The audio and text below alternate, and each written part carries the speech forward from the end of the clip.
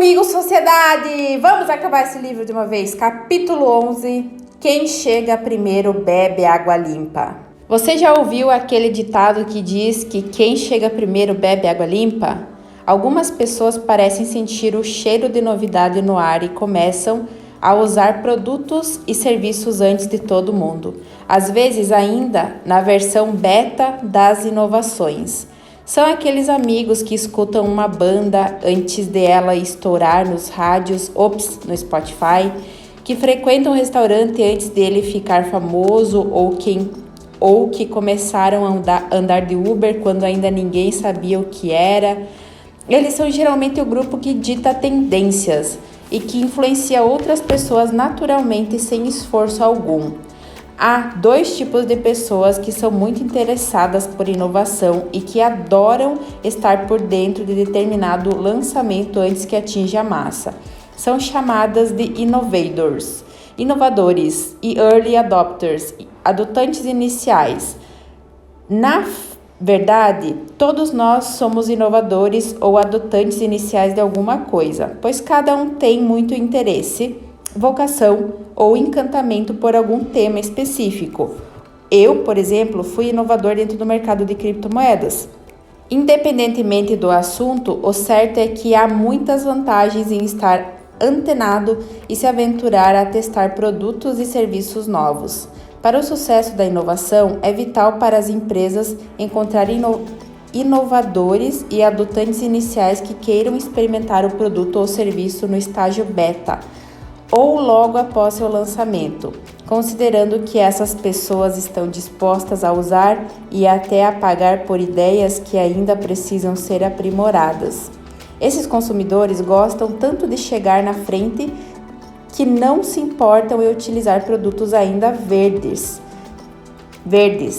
Pelo contrário, curtem ajudar a empresa a melhorar a solução que ainda não está madura e torná-la robusta. Teve gente que topou pagar pelo WhatsApp, por exemplo, ou que concordou em experimentar o carro eletrônico da Tesla, mesmo que o veículo demore horas para ser abastecido em um carregador elétrico. Dá para imaginar algo mais arcaico do que isso? Mas acontecia. No início de qualquer ideia original, há barreiras naturais que vão sendo quebradas até que a tecnologia seja amigável e acessível e dessa forma esteja pronta para o uso em massa. Para você entender melhor essa divisão, veja as características de cada perfil. Inovadores representam 2,5% da população e amam inovação. Sempre chegam primeiro nas novidades, mesmo que sejam tecnologias complexas e ainda em desenvolvimento. Adotantes iniciais representam 13,5% e são pessoas cuja opinião interfere na visão dos outros. Chamamos de formadores de opinião. Eles gostam de tecnologia e são os responsáveis por disseminar a novidade para o próximo grupo da maioria inicial. A maioria inicial representa 34% das pessoas e é o grupo daqueles que chegam na inovação quando ela já foi testada. Eles precisam da opinião dos adotantes iniciais para decidir testar ou não determinada novidade. A maioria tardia representa 34% das pessoas e é o grupo daqueles que não gostam tanto de novidades e que preferem cautela. Os retardatários são os últimos 16%, composto por pessoas com um perfil conservador, avessas a mudanças e presas ao passado. Os inovadores e os adotantes iniciais são tão importantes para o desenvolvimento e êxito de um produto que eu vou compartilhar aqui 2 cases nos quais esses grupos foram determinantes para a disseminação das inovações. Os fundadores do Tinder, aplicativo de encontros românticos, optaram por difundir a ideia do aplicativo, abordando esses grupos de inovadores e adotantes iniciais dentro das fraternidades e dos grêmios estudantis das universidades norte-americanas em 2012. A ideia do Tinder foi vendida como a possibilidade de encontros românticos de universidade para universidade. A construção dessa rede foi tão bem sucedida que os estudantes se tornaram semeadores do aplicativo para além dos muros das instituições. O restante da história nós conhecemos. O aplicativo de relacionamentos está disponível em quase 200 países e possui mais de 50 milhões de usuários no mundo. Com o Gmail, ferramenta de e-mail do Google, aconteceu algo parecido. O Google decidiu montar uma lista de pessoas com perfis inovadores e adotantes iniciais para ajudar a disseminar a ferramenta para as outras categorias de público. O primeiro passo foi oferecer a ideia para essa lista selecionada e, em um segundo momento, essas pessoas da lista espalhariam um convite individual para as outras. Imagine você recebendo um convite especial daquele seu amigo super descolado. A maioria inicial representa 34% das pessoas e é o grupo daqueles que chegam na inovação quando ela já foi testada. Eles precisam da opinião dos adotantes iniciais para decidir testar ou não determinada novidade. A maioria tardia representa 34% das pessoas e é o grupo daqueles que não gostam tanto de novidades e que preferem cautela. Os retardatários são os últimos 16%, composto por pessoas com um perfil conservador, avessas a mudanças e presas ao passado. Os inovadores e os adotantes iniciais são tão importantes para o desenvolvimento e êxito de um produto que eu vou compartilhar aqui 2 cases nos quais esses grupos foram determinantes para a disseminação das inovações. Os fundadores do Tinder, aplicativo de encontros românticos, optaram por difundir a ideia do aplicativo, abordando esses grupos de inovadores e adotantes iniciais dentro das fraternidades e dos grêmios estudantis das universidades norte-americanas em 2012. A ideia do Tinder foi vendida como a possibilidade de encontros românticos de universidade para universidade. A construção dessa rede foi tão bem sucedida que os estudantes se tornaram semeadores do aplicativo para além dos muros das instituições. O restante da história nós conhecemos. O aplicativo de relacionamentos está disponível em quase 200 países e possui mais de 50 milhões de usuários no mundo. Com o Gmail, ferramenta de e-mail do Google, aconteceu algo parecido. O Google decidiu montar uma lista de pessoas com perfis inovadores e adotantes iniciais para ajudar a disseminar a ferramenta para as outras categorias de público. O primeiro passo foi oferecer a ideia para essa lista selecionada e, em um segundo momento, essas pessoas da lista espalhariam um convite individual para as outras. Imagine você recebendo um convite especial daquele seu amigo super descolado. Não importa o conteúdo do e-mail, garanto que você vai olhar com muita atenção. Essa foi a sacada do Google, uma ideia que já tinha sido explorada pelo Orkut logo no comecinho do site. Só tinha acesso à página quem recebesse o convite de um amigo. O processo de seleção das pessoas, aliado à ideia de exclusividade gerada pelos convites personalizados e limitados, transformou o e-mail em um símbolo de status a ser perseguido entre a comunidade de tecnologia. A estratégia foi tão bem sucedida que os convites que foram oferecidos pelo Google de forma gratuita passaram a ser comercializados por $150 em lojas virtuais como o eBay. O e-mail foi lançado em 2014 e a versão final do produto ficou pronta somente 5 anos depois. Hoje, o produto lançado pelo Google é um sucesso mundial em mais de 72 línguas, com 1,2 bilhão de usuários ativos em 2018, representando 20% do mercado global de e-mails. Você pode me perguntar então, ok, Rudá, mas qual é a relação de tudo isso com o Bitcoin e a blockchain? Pois é, nesse momento essas duas tecnologias estão no começo do seu desenvolvimento. Elas ainda são difíceis de usar e de entender, e ainda há inseguranças por causa do seu grau de complexidade e disrupção. Por enquanto, ambas têm sido usadas por inovadores e adotantes iniciais, Mas há enormes vantagens de se chegar cedo nesse tipo de inovação, não é mesmo? O momento de mercado do Bitcoin e da blockchain na curva de adoção. O grau de usabilidade de uma determinada inovação está atrelado a certas características que aos poucos vão sendo superadas até que possam ser absorvidas pela massa, ou como vimos nas categorias acima, pelas pessoas que se encontram na maioria inicial, na maioria tardia e entre os retardatários. Para que a tecnologia seja disseminada com sucesso, as empresas precisam encontrar soluções para as dores dos consumidores. É importante pensar nas seguintes características de um produto ou serviço. As pessoas precisam sentir a vantagem de usar determinada tecnologia em prol de outra. Uber versus chamar um táxi pelo telefone. Ter compatibilidade com um local ou perfil de consumidor. O Waze só funciona em países com alto índice de conectividade e a utilização também depende de sua complexidade, ou seja, de ser facilmente entendido ou não pelas pessoas, etc. Todas essas características podem ser resumidas em um bordão usado e almejado incansavelmente no Vale do Silício: Better, Faster and Cheaper, ou seja, as soluções e produtos que são lançados precisam ser melhores, mais rápidos e mais baratos do que os que já existem. A ideia para o empreendedor Marcos Boschetti é tirar as tecnologias do Olimpo, dos bancos de investimento e democratizá-las, trazendo-as para todo mundo.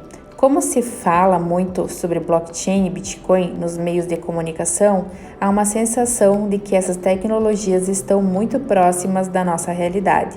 Porém, a maioria das iniciativas em relação a essas duas inovações ainda está em estágio inicial. Por enquanto, ainda estamos nas fases em que os inovadores e os adotantes iniciais topam experimentar, testar, dar feedbacks e participar dos ajustes. Pensando de forma mais aprofundada, estamos perto de uma fase em que os marqueteiros chamam de chasm ou abismo, ou seja, há uma distância grande que precisa ser percorrida entre os inovadores e adotantes iniciais em relação ao resto da população. Startups e fintechs terão que se engajar e testar apps, softwares e plataformas amigáveis que tornem essas tecnologias viáveis para que a grande maioria perca o medo e se sinta segura para consumir.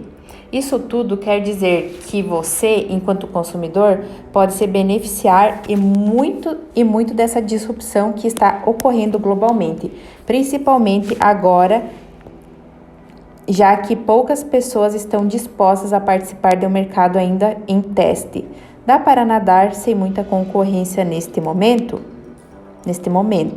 Como?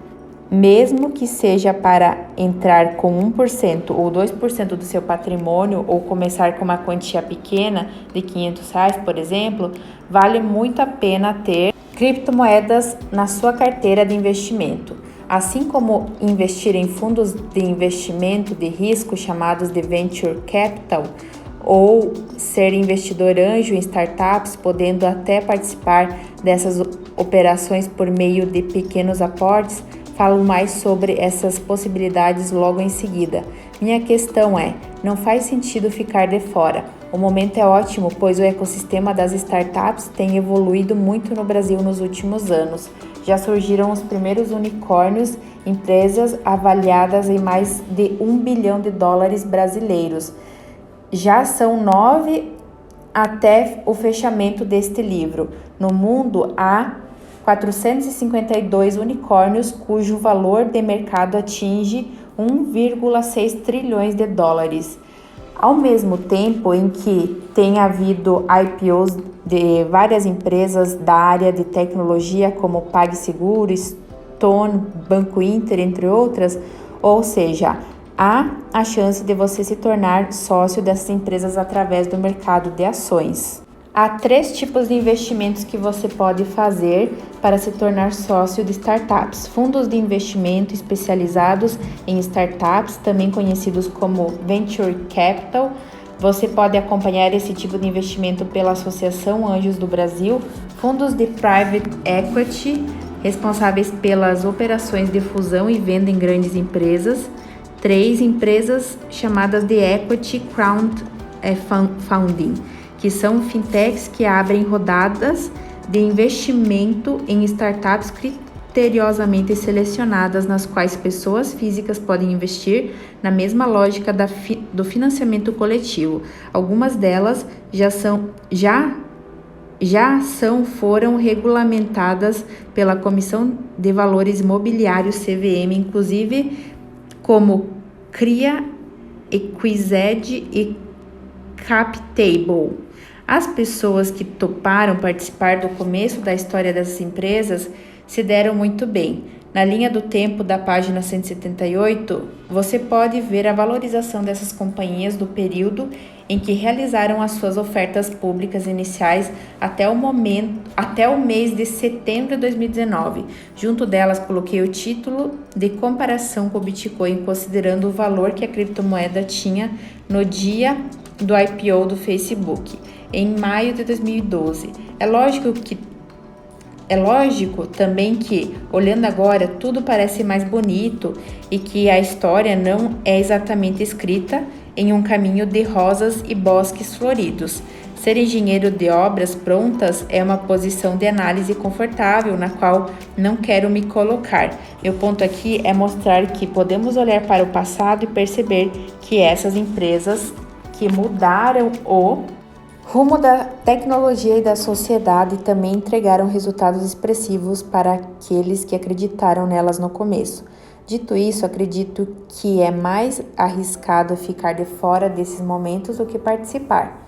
Valorização das companhias do período em que realizaram as suas ofertas públicas iniciais, exceto pela IBM, cuja análise parte da década de 1960 e não do IPO até o mês de setembro de 2019. 1960, IBM mais 2.011%, 1980, Apple mais 44.700%, Microsoft mais 126.000%, 1997, Amazon mais 112.000%, 2004, Google mais 1.800%, Facebook 2012, Facebook mais 573% e Bitcoin mais 163.000%. Contratos inteligentes. Os contratos inteligentes, também conhecidos como contratos digitais ou smart contracts, também farão parte do nosso vocabulário em breve, assim como o Bitcoin e blockchain. Acho que os contratos inteligentes ainda estão um passo atrás da curva de adoção das pessoas, porque sua usabilidade ainda está sendo testada e entendida. No entanto, não tenho dúvida de que irão transformar as indústrias de modo geral. Os smart contracts ainda não estão totalmente resolvidos, mas eles adiantam bastante coisa no sentido de dinheiro digital, no sentido de ativos. É uma solução que pode ser muito interessante e se tornar uma oportunidade para você fazer um trabalho global, explica Thomas Teixeira, especialista em criptomoedas. Lembra-se de que expliquei que a blockchain permite a representação digital de qualquer arquivo físico como um arquivo original, já que não há cópia dentro da rede e ela é incorruptível? Essas representações são os tokens. É possível tokenizar qualquer coisa, uma carteira de habilitação, um contrato de compra e venda de um imóvel, seus exames médicos ou este livro. A partir do momento em que você transforma um documento em um token, torna-se possível aplicar regras a esse documento, transformando-o em um contrato inteligente. Na prática, contratos inteligentes são aplicações dentro de uma blockchain que utilizam códigos de computador programados para executar uma determinada ação quando uma determinada regra definida for cumprida. Pense em um código autoexecutável caso um conjunto determinado de regras seja cumprido, ou seja, uma vez programado, o contrato será executado se as regras forem seguidas. Esses contratos podem ser criados diretamente entre as partes dentro da blockchain. Como estamos no começo da curva de adoção, ainda é necessário, neste momento, ter um programador para escrever esse contrato na rede, mas acredito que no futuro teremos aplicativos que tornarão tudo isso simples e fácil de ser usado por qualquer um de nós, programadores ou não. Calma, eu sei, é muito abstrato, mas vou mostrar como eles estarão presentes na nossa vida de uma forma muito rotineira e talvez em pouco tempo. Veja essa situação: você acaba de alugar um carro e faz o pagamento do valor acordado por meio de uma criptomoeda ou de um token dentro de uma blockchain. O contrato inteligente retém esse valor na rede. Quando terminar a locação, você devolverá o carro e, nesse momento, o valor será liberado para a locadora. Tudo isso acontece de forma digital e automática porque é possível estipular prazo de entrega, multa por atraso e até condicionar o pagamento por distância percorrida, em vez de cobrar por diárias. Todo esse processo ocorre dentro da blockchain. O contrato inteligente pode ser um aluguel, uma troca de serviços, uma transação financeira ou a compra de um produto físico, basicamente qualquer transação entre duas partes. A grande diferença é que os contratos inteligentes executam as regras sem a necessidade de um intermediador.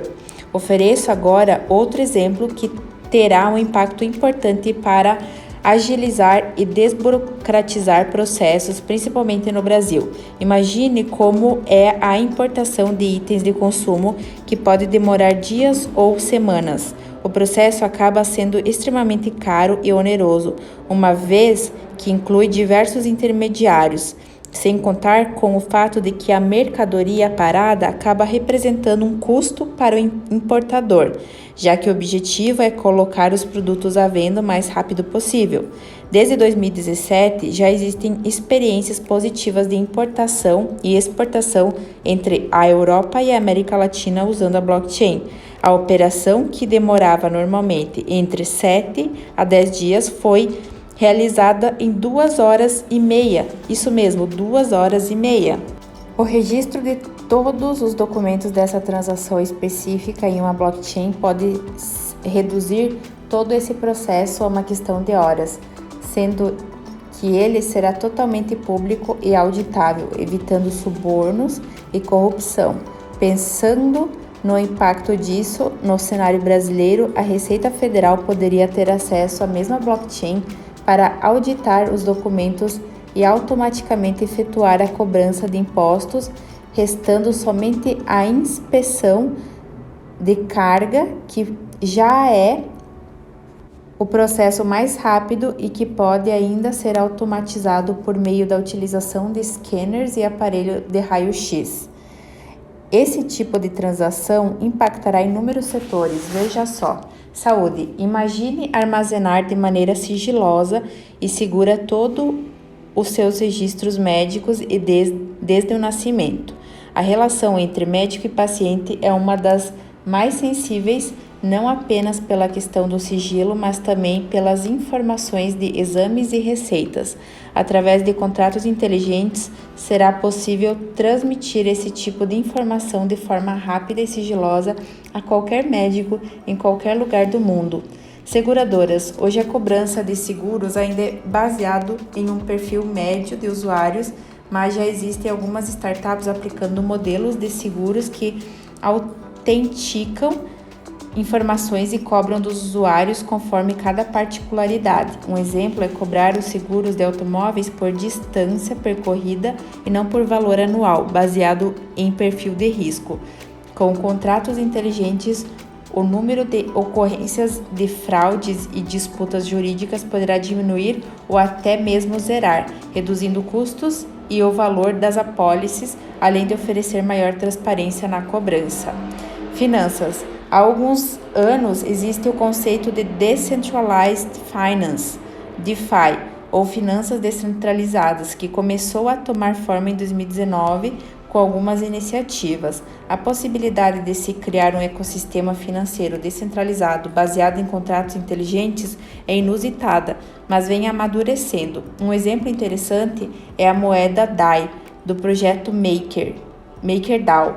Trata-se de uma stablecoin, moeda estável em dólar americano, que através de derivativos, mecanismos de empréstimo e controle de taxas de juros, pretende manter um ativo totalmente descentralizado, usando mecanismos de mercado para dar lastro e garantir que o valor seja atrelado ao dólar. Para João Paulo Oliveira, a criação desses instrumentos financeiros transparentes, a prova de manipulação e de controle passam por blockchain, mas não necessariamente acabam com o Bitcoin. Esse ecossistema abre novas possibilidades para transformar o acesso dos desbancarizados a produtos financeiros, pois torna possível a criação de instrumentos financeiros simples, como o contrato de empréstimos, ou complexos, como a emissão de derivativos em produtos totalmente descentralizados. Governos. Talvez o principal impacto dessa tecnologia se dê no âmbito governamental. Contratos inteligentes podem ser aplicados na fiscalização de eleições, servindo, por exemplo, como autentificador de votos, eliminando ainda a burocracia para a criação de empresas ou para a emissão de algum tipo de licença. Também tornaria 100% transparente e auditável a aplicação de recursos e gastos públicos, facilitando o trabalho no combate à corrupção e promovendo uma melhor destinação dos recursos. Identificação. Aqui encontramos o futuro da identificação pessoal, ou seja, todas as informações básicas, RG, CPF, CNH, passaporte, estarão reunidos em uma única identificação pessoal, favorecendo o livre trânsito entre nações que façam uso dessa mesma tecnologia. Além disso, o contrato inteligente poderá representar o fim das falsificações de identidade e documentos, já que os registros se tornariam imutáveis e facilmente auditáveis. A startup brasileira Original My já possui uma aplicação da blockchain ID, na qual você pode fazer autentificação em plataformas, acessar sites, eventos, portarias, estabelecimentos comerciais, condomínios e casas noturnas e fazer check-in sem a necessidade de apresentar documentos ou fazer cadastros e login com usuário e senha. Negócios, transparência e imutabilidade de registro aliadas à automação dos contratos inteligentes podem representar economia de tempo e dinheiro nos processos existentes em diversos negócios. Imobiliário. Qualquer contrato imobiliário pode ser beneficiado com o uso de contratos inteligentes, desde a automação de assinaturas e registros até a possibilidade de cadastros identificados de imóveis, fato hoje segmentado em diversos cartórios de registros espalhados pelo país.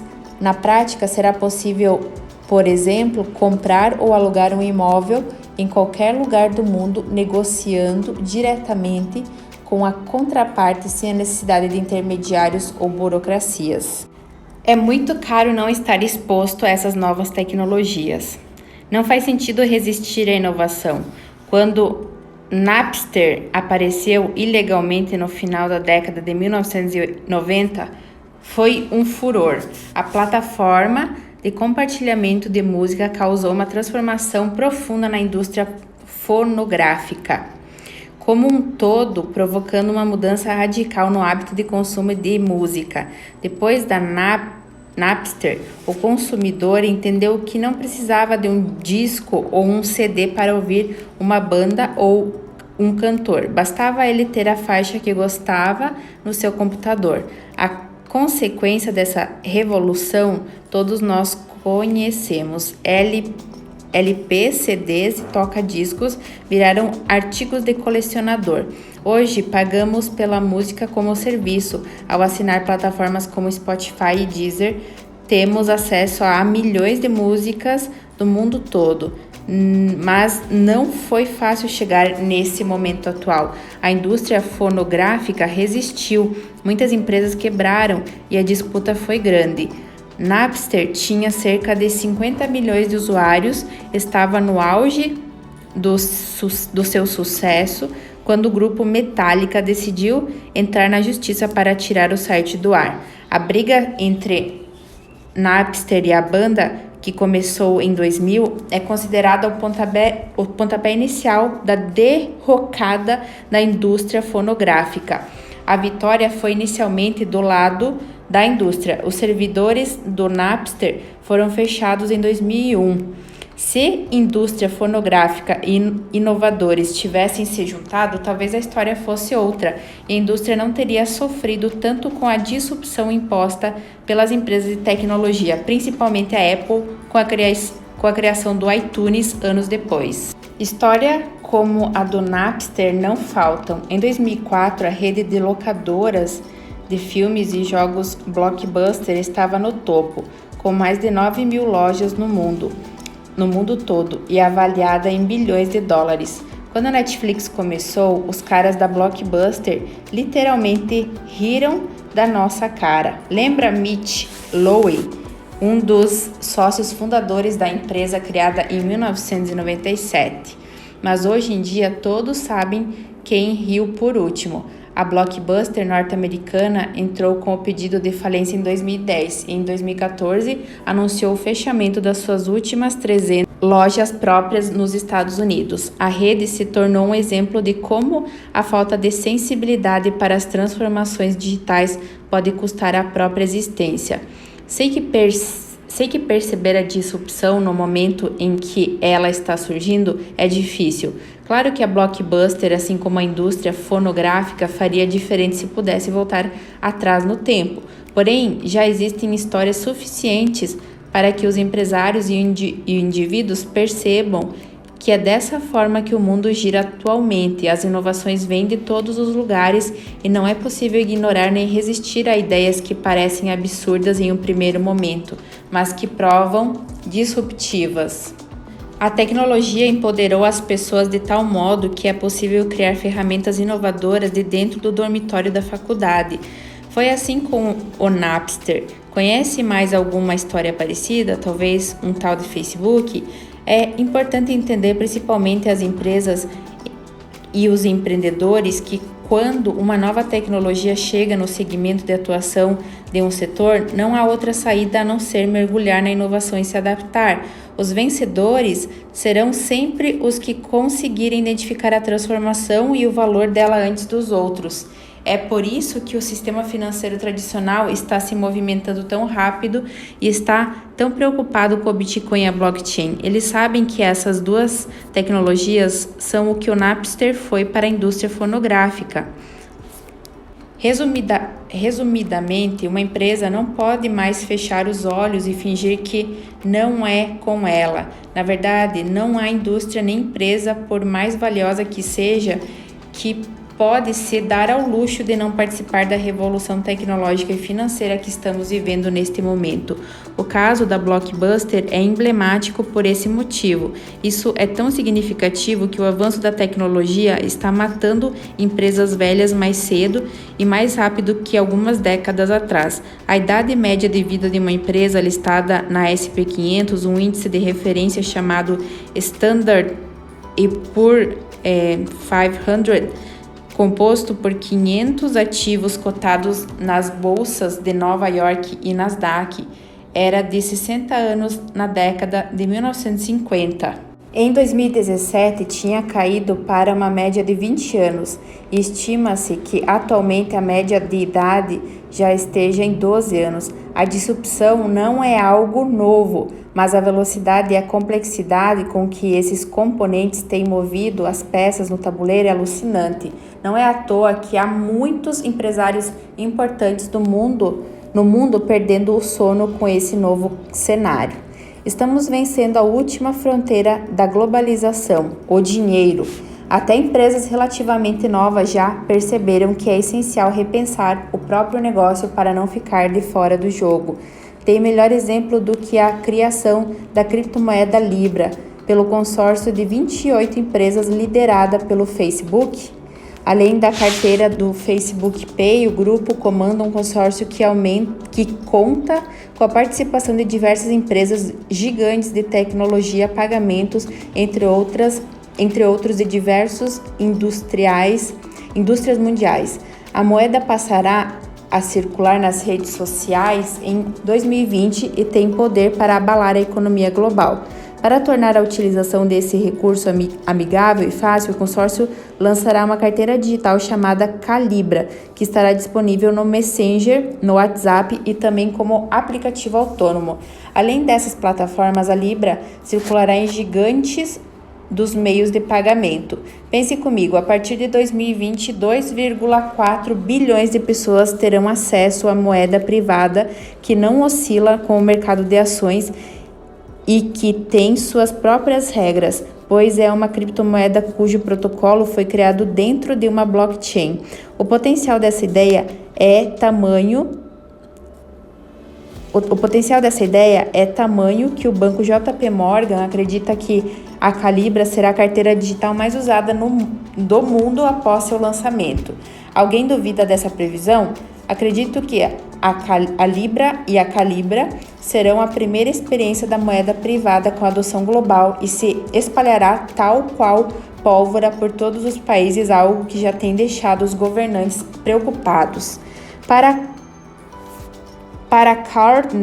Carnegie Guimarães, uma das maiores referências em blockchain e Bitcoin, a disrupção dos criptoativos é exatamente essa: o fato de ser globalmente transportável e globalmente utilizável. Explica. Nenhum governo conseguiu digerir isso ainda. Todos os governos, todos os centros de poder são baseados em você ter ativo, reservas de valor, moedas geograficamente restritas. A criptomoeda será gerenciada por uma associação independente de mesmo nome lastreada em uma cesta de ativos. A missão, segundo seus criadores, é de viabilizar uma moeda e uma infraestrutura financeira simples e global que empodere bilhões de pessoas.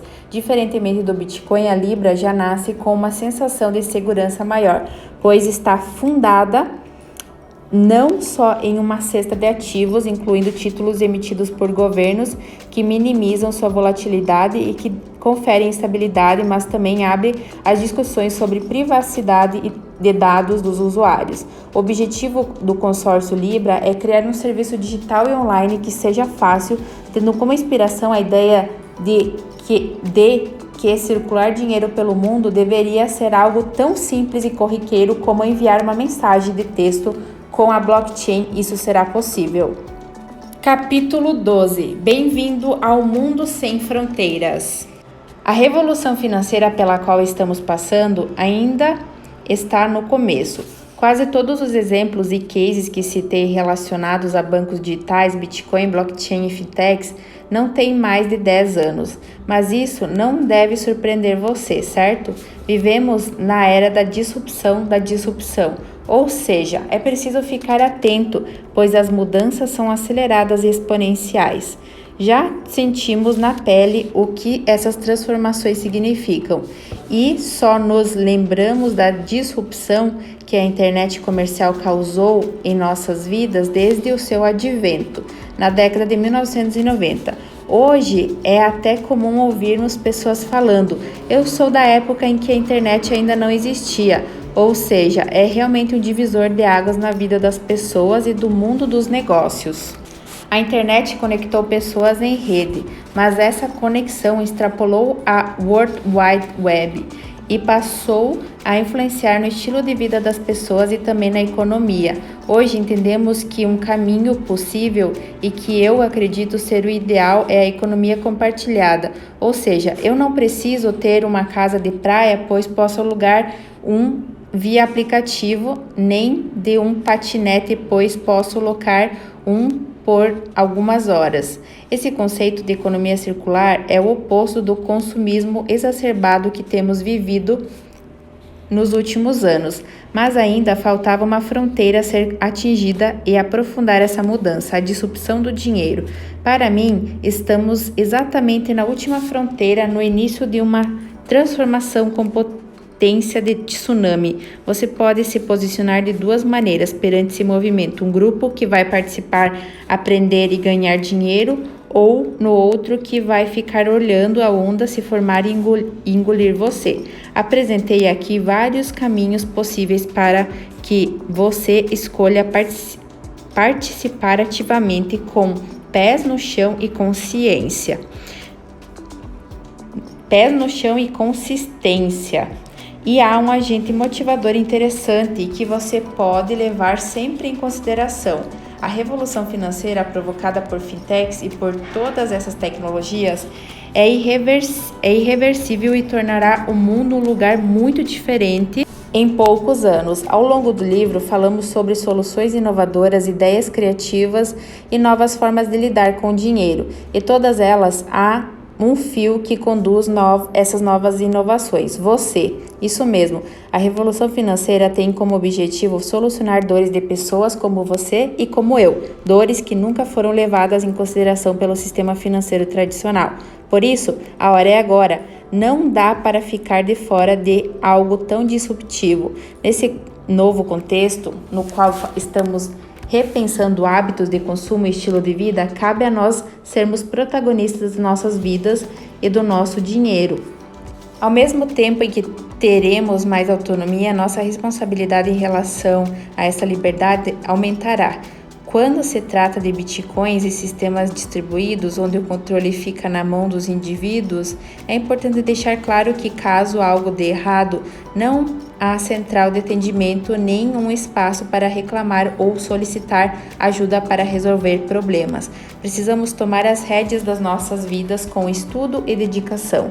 Este é, sem dúvida, o melhor momento para conhecer e adotar as tecnologias que protegerão a sua riqueza e garantirão a sua liberdade e autonomia de ser dono do seu dinheiro de fato, de usá-lo quando e como quiser, sempre almejando a conquista da sua liberdade financeira. Eu reflito muito sobre o impacto de todas essas inovações financeiras na vida das pessoas, pois nenhum de nós terá escolha. Pode parecer radical, mas é verdade. Pense comigo, as maiores empresas de tecnologia do mundo, que possuem bilhões de usuários, e às vezes são maiores do que países em população ou em PIB, estão criando suas próprias moedas e abrindo espaço para aumentar a inclusão das pessoas no sistema financeiro.